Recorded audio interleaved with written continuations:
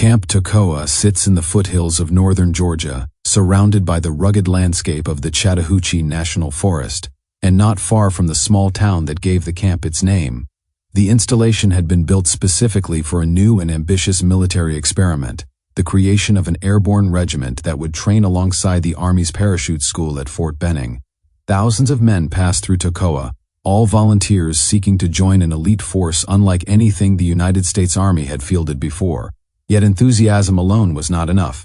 At any given time, roughly 6,000 men occupied the camp, and the overwhelming majority would never make it to the end of the training program. Many quit voluntarily. Others were washed out because they lacked the physical endurance, mental toughness, or determination demanded by airborne service. Only a select number would eventually earn the right to wear parachute wings. When Donald Malarkey arrived at Camp Toccoa, most of the regiment had already been organized. Unlike some of the men who had been there from the beginning, he entered as a newcomer, trying to find his place within an established group. The situation made him uneasy. New arrivals were assigned to an area known as W Company, a collection of tents situated near the regimental medical facility. The letter W carried a double meaning. Depending on who was speaking, it stood either for welcome or washout. The nickname reflected reality. As quickly as new men arrived, others disappeared. Every day recruits packed their bags and left, defeated by the demands of training or judged unfit for the standards required. Even after receiving his assignment to Easy Company, Malarkey struggled with the simplest tasks. He had difficulty assembling his cot and wondered if he had made a terrible mistake by volunteering for such an elite organization. His confidence was not helped by an embarrassing encounter shortly after arriving. Spotting an officer he had known back at the University of Oregon, he instinctively greeted him by name rather than saluting him according to military protocol. The mistake immediately revealed his inexperience. Malarkey had also heard stories about men being expelled from the regiment because they could not handle something called Currahee. Curious, he asked one departing soldier exactly what Currahee was. The man, burdened with a duffel bag and clearly in no mood for conversation, responded with a blunt insult and continued on his way. The answer provided no information, but it made one thing clear. Currahee was important, and whatever it was, it had broken a great many men. He soon learned the truth from the first member of Easy Company with whom he formed a friendship. Rod Bain was organizing his belongings when Malarkey noticed a photograph resting on a nearby shelf. The picture showed a young woman. Not only was she strikingly attractive, but the photograph had been taken at a studio in Astoria, Oregon. Surprised by the familiar location, Malarkey asked about it. Bain explained that the woman was his sister. When Malarkey revealed that he was from nearby Oregon himself, Bain responded that he came from Washington, just across the Columbia River. The coincidence amazed them both. After traveling more than 2,000 miles from home, they had ended up side by side in the same company. They soon discovered they were not alone. Other men from the Pacific Northwest had also found their way into Easy Company, creating an immediate sense of familiarity in an otherwise foreign environment. Bain invited Malarkey to join him and another recruit, Tom Burgess, for an evening run up Currahee Mountain after dinner. It would not be an official training exercise. Instead, it was intended as an introduction to the challenge that defined life at Camp Toccoa. That evening, the three men set out toward the base of the mountain. Bain explained that Currahee served as a measuring stick. Every man in the regiment was judged by his ability to conquer it. Quitting on Currahee was one of the quickest ways to find oneself removed from the airborne program. If Bain hoped to impress the seriousness of the challenge upon Malarkey, he succeeded. The mountain's famous route followed a winding logging road stretching 3 miles to the summit. After only a short distance, Malarkey found himself struggling desperately to keep pace. Bain and Burgess moved steadily upward while he fought for every breath. His lungs burned. His legs felt heavy. By the time they neared the top, he thought he might lose the meal he had eaten only a few hours earlier. The descent provided little relief. Every step jarred his body, and exhaustion overwhelmed him. Yet somehow he reached the bottom. The entire effort had taken nearly 2 hours. When they finally finished, Bain congratulated him with a slap on the back. It was a simple gesture, but it carried meaning. Malarkey had survived his first encounter with Currahee. For many men at Camp Toccoa, running Currahee became an obsession. During official training, they cursed the mountain and every officer who ordered them up it. Yet many voluntarily returned in the evenings to run it again. The mountain represented both punishment and achievement.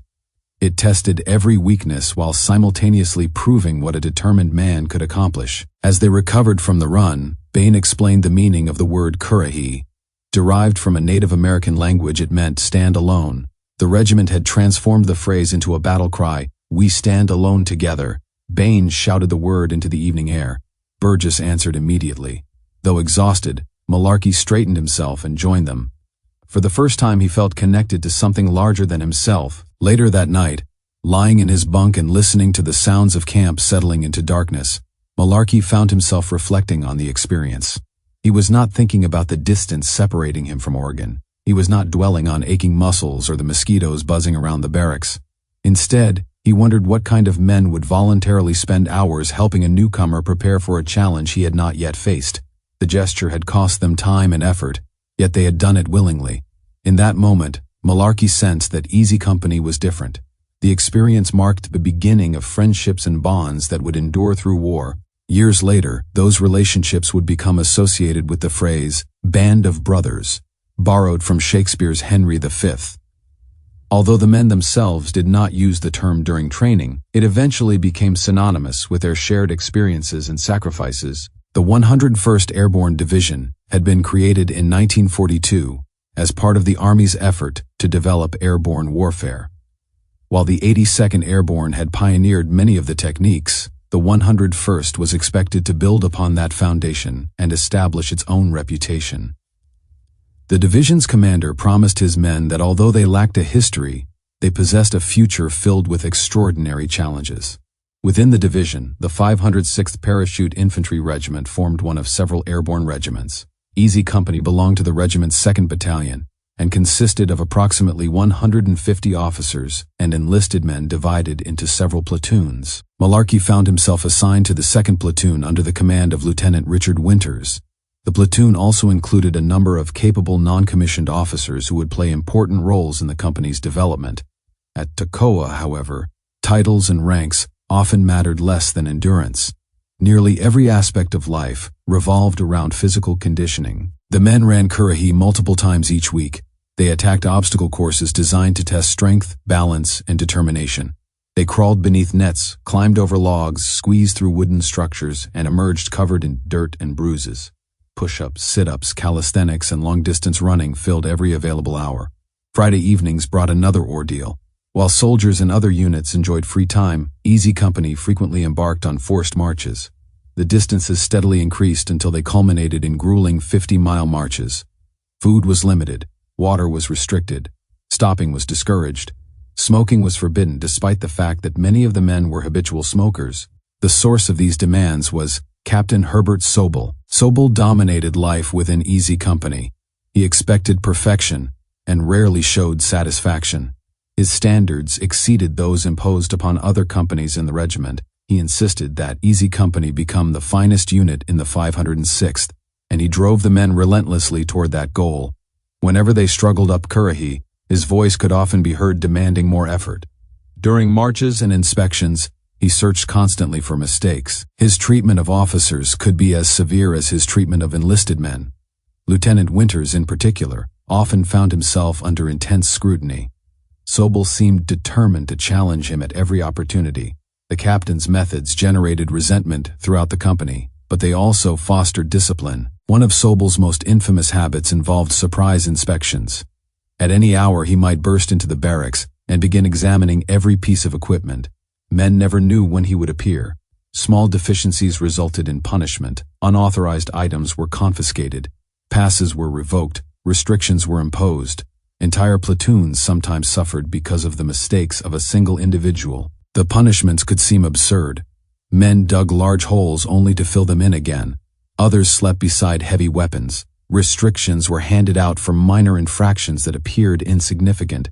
Yet, regardless of how unpopular these measures became, Sobel never demanded anything he was unwilling to do himself.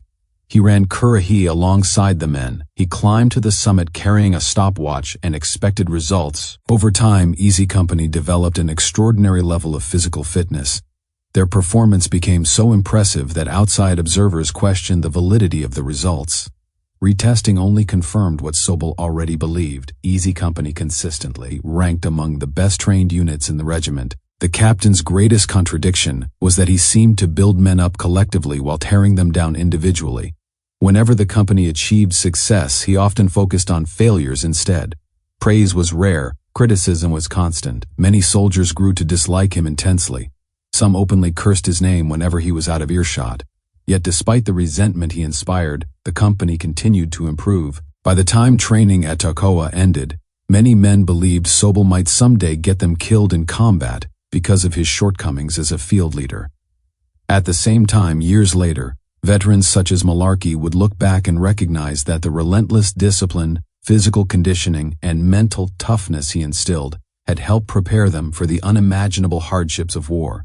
The very man they had often despised may have played a crucial role in keeping many of them alive. That realization remained one of the great ironies of Easy Company's history. The mountain, the marches, the inspections, the punishments, and the endless demands had forged strangers into a united company. What began as a collection of volunteers from every corner of the country gradually became a brotherhood. The process was exhausting, frustrating, and often miserable, but it created bonds that would endure through some of the most difficult battles of the Second World War.